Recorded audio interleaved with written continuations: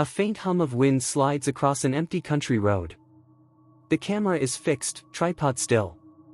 Only a single streetlight glows far down the lane, its beam fading through mist. Leaves drag slowly across asphalt.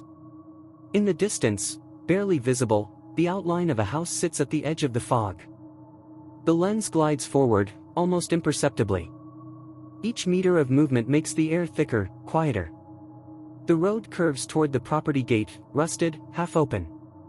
A broken sign sways once, then stops. The camera halts before the gate. Beyond it, tall grass, an old porch light barely glowing. The house seems to breathe, a low creak rolls through the wood. Somewhere, inside, a dull thump echoes once, then nothing. The gate drifts open on its own weight.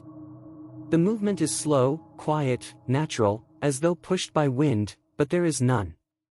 Camera glides forward again, crunch of gravel under unseen steps. The porch boards shift slightly under invisible weight. A lone bulb flickers, warm orange for half a second, then dies, leaving the world blue again. Inside the windows, total dark. The sound of a clock, faint but steady, leaks through the wood. The door stands ajar by an inch. The camera stops close, holding for a long 10 seconds. Shadows inside shift like smoke, but nothing moves. A deep creak travels upward through the beams overhead. The view slides inside. Walls peeled, boxes stacked from moving day. A single lamp rests on a crate, unplugged. Dust particles float in blue light leaking through cracked blinds. In the corner, something metallic gleams, an attic pull chain. A soft impact from above, the ceiling. Then, a vibration runs down the wall, like pipes shifting. The camera tilts slowly upward toward the attic hatch. The bulb flickers again, brief warm orange, then off. The camera pans left to a wooden staircase leading up. Each step glows faintly from the moonlight through a window. A slow focus pull reveals faint dust motion midair. At 7:18, a shadow crosses the window pane, but outside, there's only fog. The camera glides to the top of the staircase. Wallpaper curls away from the plaster, a slow breeze breathes through a half-open vent. Blue light spills from the window at the end of the corridor, stretching long shadows along the floorboards. A low hum begins, faint, metallic, rhythmic, coming from above the frame. The camera tilts upward. Ceiling boards flex slightly, dust falling in slow motion. The sound stops for 3 seconds, then a single knock echoes directly over the lens. A warm red reflection glows across one wall, vanishes before its source is seen.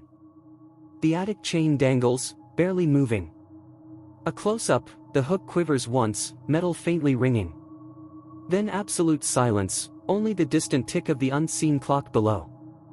The lens stays still for a full 10 seconds before the chain swings again, on its own. The hatch door lowers slowly, hinges groaning. Loose insulation drifts downward like gray snow. The attic above is black, depthless. Light from below fades upward into nothing, a single warm orange flicker outlines the hatch rim. Camera ascends halfway through the opening, lens facing into the dark. The space expands, rafters, trunks, forgotten furniture under sheets. No movement. Only a faint electrical buzz and the camera's slow pan revealing the length of the attic. From far corner, a red pulse flashes once, reflecting off glass jars. The flicker freezes the scene like a photograph. Then blue again.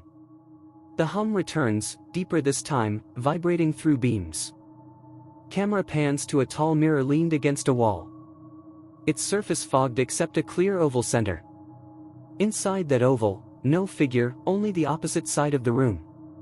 But when the hum stops, a faint breath mark blooms on the glass. Sound rises again, now layered, 2 pitches oscillating. Loose objects tremble.